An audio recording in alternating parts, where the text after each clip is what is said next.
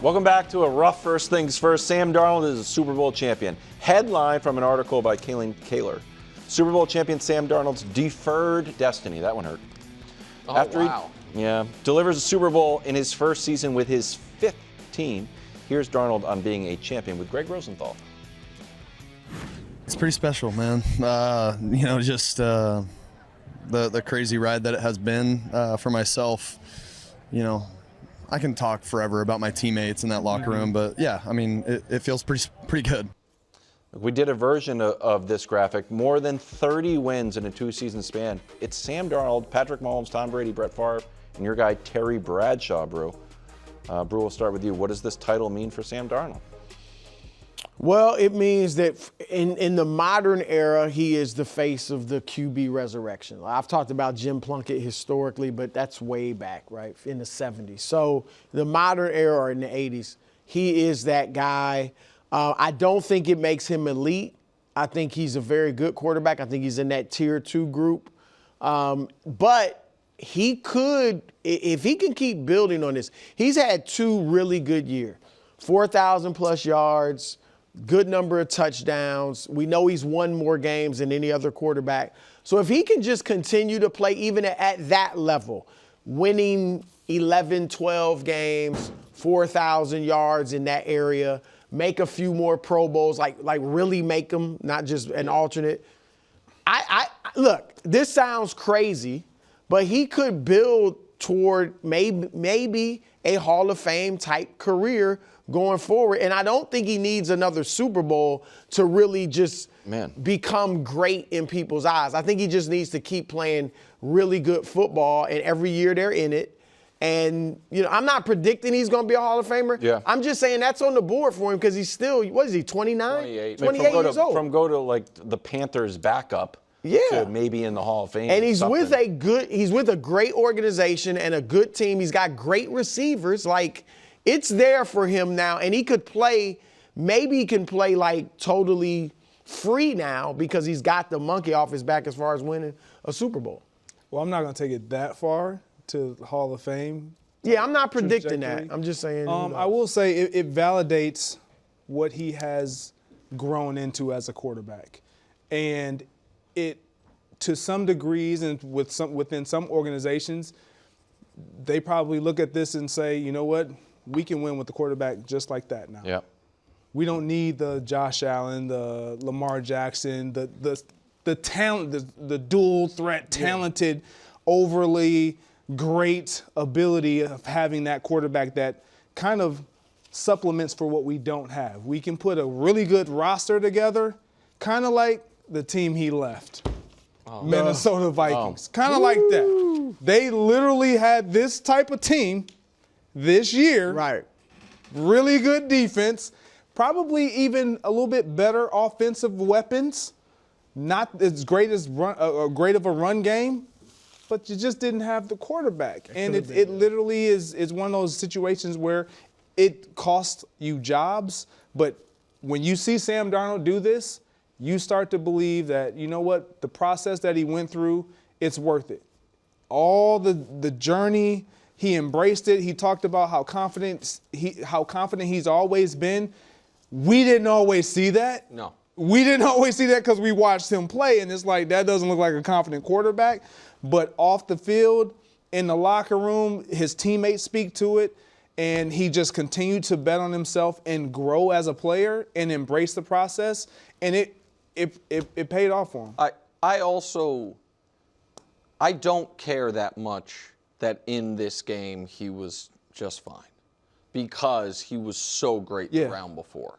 This to me is like he gets enormous credit for them winning the Super Bowl, even though within the Super Bowl they probably win with a lot of guys playing quarterback because they don't get there. They needed an A-plus quarterback game in the conference championship game, and he delivered it for them. So here is, and this is a weird one because, we had some confetti cannons fall. The conferences are so disparate in quarterback talent.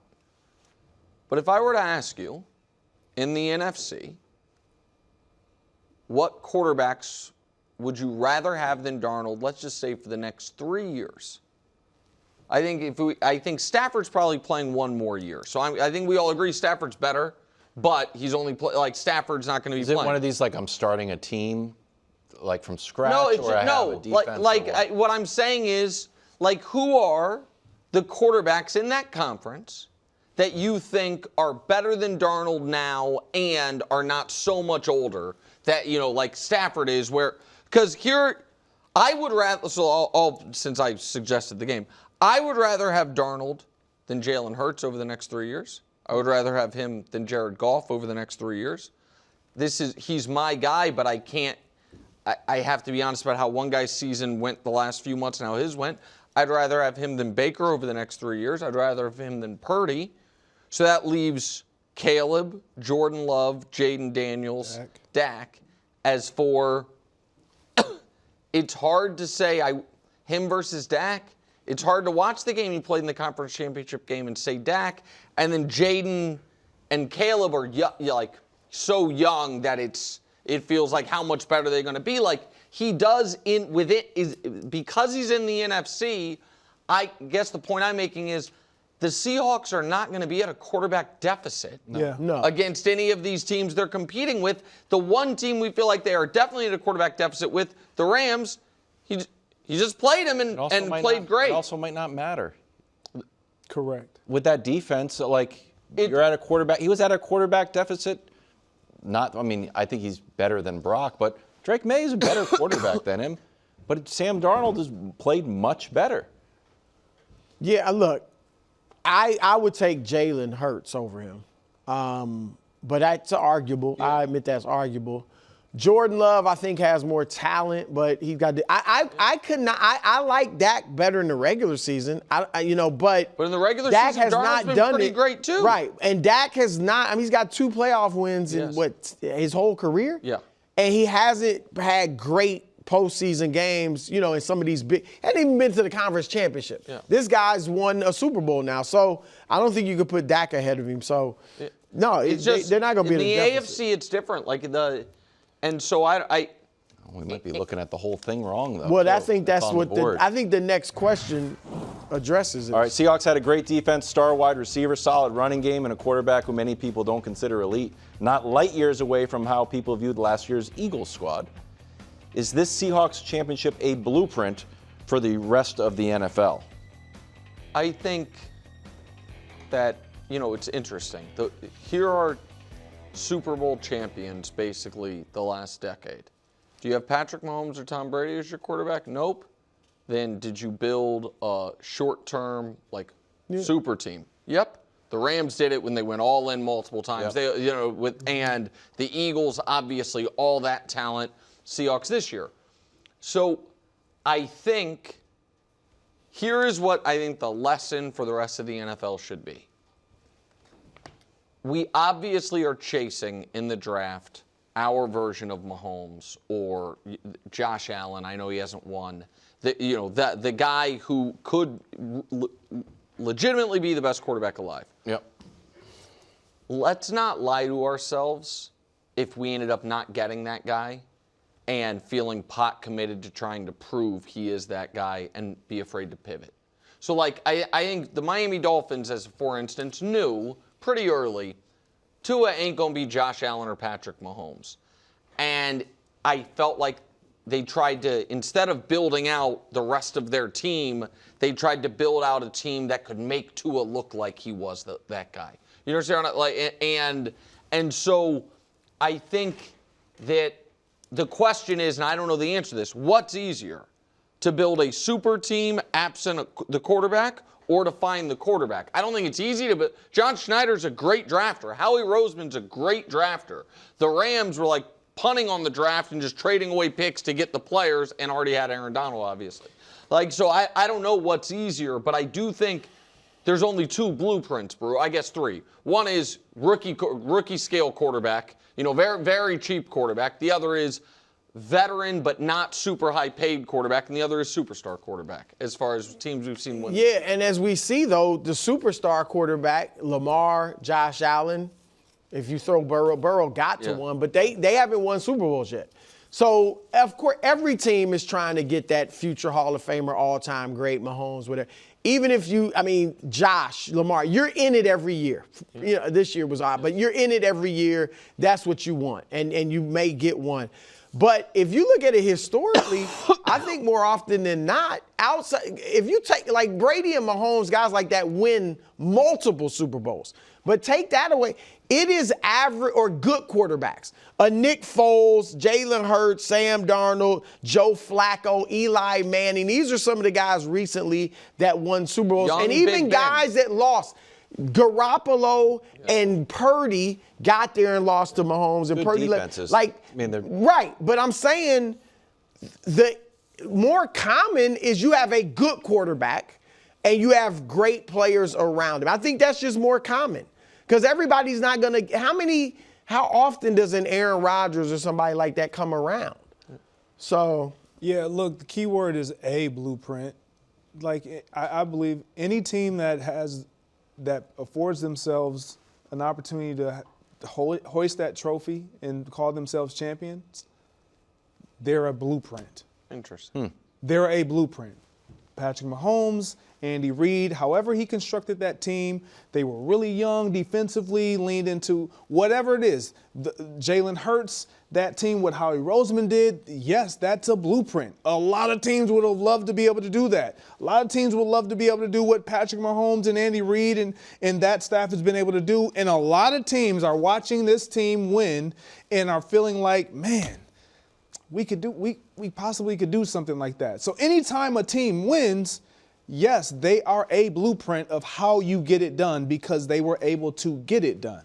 I think the key, too, is when you got to know the difference between, like, okay, he's a good quarterback that if we build around him, we could win versus paying him like Tua, the problem is they paid him $55 million a year or whatever. And that's what kills you. Darnold's making 30. Well, for now, yeah, Darnold's about to get paid.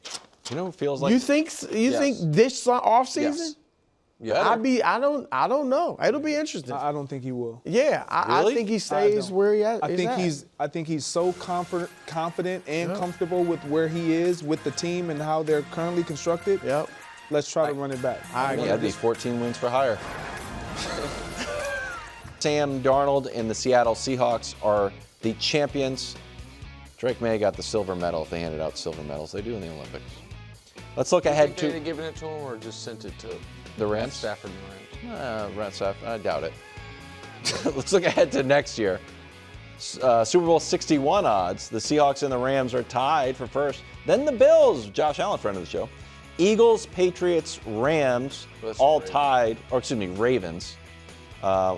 for fourth. And then Packers, Lions tied for, I don't know, gee whiz, they're tied. Chargers, and then Chargers, Chiefs tied for ninth, and then 49ers, and then the Broncos way back there. So, more likely, Patriots or the Seahawks return, or just have a wild card choice from that group. Easily the Seahawks. And I don't think either will because it's so tough to get back. I've said it before, 3 teams this century, Tom Brady and the Patriots, Mahomes and the Chiefs, and then the Seahawks, with Russell Wilson, got back, not won, but got back to back-to-back Super Bowls. So it's just difficult to do. But of these 2 teams, absolutely Seattle. The Patriots, they're going to be going from, I think you might expound on the schedule. They're going to go from a last-place schedule to a first-place schedule. That's going to be tough. And Seattle, on the other hand, losing Kubiak, that'll be interesting to see what becomes of him. That's interesting. Losing Kubiak, yeah. But I assume they'll bring Kenneth Walker III back, but he's a free agent. But overall, I just think with that defense, they're going to be in great position. And I think that Drake, I expect Drake. I think he's got a bright future. But again, it's one great season like we've seen with other players. So I'm holding out the possibility that he doesn't come out next year and have an MVP level season. So I would say the Seahawks. Yeah, it's interesting. The obvious answer would be the Seahawks. I like the Pats' opportunity as well, though. I wouldn't pick them just off of what I just experienced last night. However, when you think about, the young offensive line getting another year underneath their belt, maybe they perform a little bit better, specifically that left side. Drake May, another year under his belt, maybe he's more aware and can adjust a little bit better. Defensively, you get the sense they're trending in the right direction. So I think both of these teams have a realistic, good chance of trying to get a path to get back. But I guess I will say the Seahawks. Yeah, I'd be stunned if the Pats are back.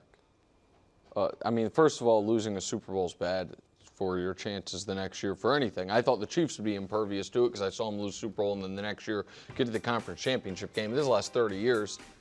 More have missed the playoffs than won a playoff game.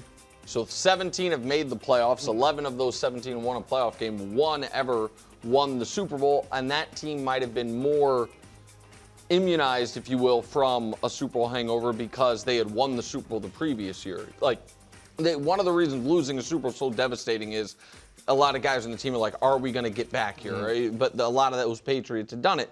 The other thing, it's not just first place schedule, fourth place to first place. It's also the division you draw. This year, the Pats drew the NFC South. Next year, it's the NFC North. Yeah. This year, they drew the AFC North, which we thought was going to be hard and it'd be a down year for them. Next year, it's the AFC West, which means next year, the Patriots' road games are divisional games, Jets, Dolphins, divisional game, Bills, and their non-divisional road games are the Bears, the Lions, the Chargers, the Jags, the Chiefs, and the Seahawks. They have 6 non-divisional road games. 2 of those teams didn't make the playoffs, and those teams are the Lions and the Chiefs. Yeah. So, tough one. Not great. I'm a big Super Bowl hangover guy. It's not great.